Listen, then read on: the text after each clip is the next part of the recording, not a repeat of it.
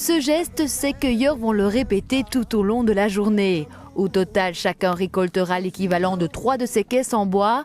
Mais ne vous y trompez pas, si ces arbres croulent sous le poids des pommes, sur d'autres, la couleur verte domine. Avec le mauvais temps au printemps, la production a diminué de 30% sur le pays de Herve. Heureusement, les prix sont eux à la hausse.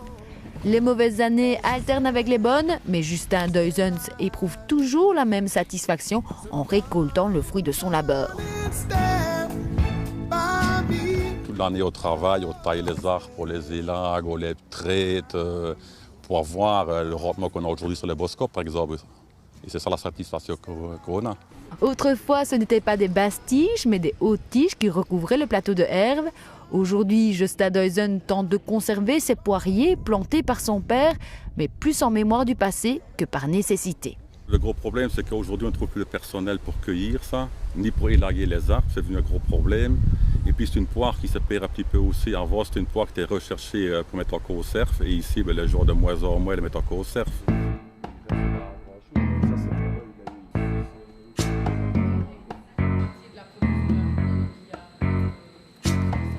Autre technique de conservation à l'époque, le sirop. Une soixantaine de siroperies dans la région se chargeaient de transformer les fruits des agriculteurs. Aujourd'hui, elles se comptent sur les doigts d'une main. Celle d'Éric Charlier en fait partie. De mi-septembre à fin octobre, l'odeur des fruits caramélisés ne quitte pas son atelier à Henri-Chapelle.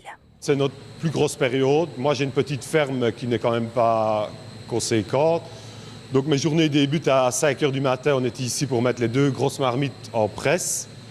Ça, c'est une des plus grosses étapes parce que tout est encore très chaud et tout se fait encore à la main, au seau. Après, c'est plus de la surveillance des feux et récolte du sirop. Mais il faut tout le temps quelqu'un pour surveiller. Et puis, le deuxième gros boulot, c'est de suivre tous les feux puisque ce sont des feux naturels. Donc, il faut parfois que je me relève la nuit et il est souvent 11 h, minuit quand on va dormir. Donc, les nuits, c'est au cours pendant 2 mois, oui.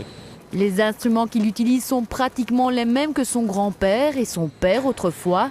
La technique aussi, les fruits cuisent une première fois durant 12 heures, puis le jus récolté subit une deuxième cuisson. Ici, c'est le moment délicat, celui qui déterminera la qualité du sirop. Celui-ci ne doit pas être trop liquide ni trop solide, ne pas attacher au moment où on le sort du feu.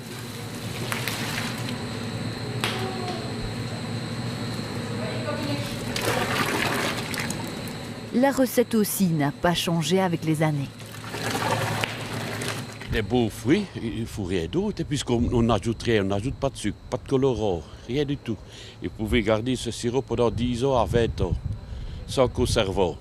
Cet amour pour les anciennes variétés de pommes et de poires, ce savoir-faire artisanal, cette patience, bref, tout ce qui fait l'or noir du pays de Herve, Éric et Caroline font bien à leur tour le transmettre à leurs 3 fils.